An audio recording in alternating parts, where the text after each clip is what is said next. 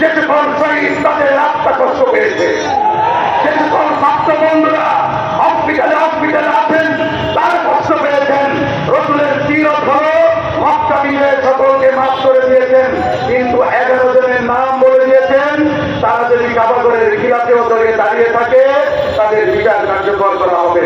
যারা 17 বছর আওয়ামীদের উপর জুলুম করলো, হেফাজতের 13 সালের গণহত্যা সংগঠিত করলো, 57 জন সেনা অফিসার হত্যা করলেন, জুডিশিয়াল কিলিং বিচার বিভাগীয় হত্যাকাণ্ড ঘটালেন, যারা আমাদেরকে আয়না করে বন্দী রাখলেন, আমাদের দলের মহাসচিব সহ সহসভাপতিদেরকে জেলখানায় বন্দী রাখতেন, তাদের কোনো ক্ষমা নাই, তাদের বিচার এই স্বাধীন বাংলাদেশে কার্যকর করতেই হবে, করতেই হবে, করতেই হবে। এদিকে প্রত্যাশা রইলাম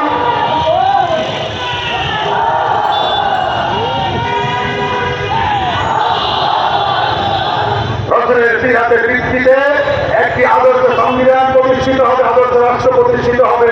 এই প্রত্যাশা আমার বক্তব্য শেষ করছি।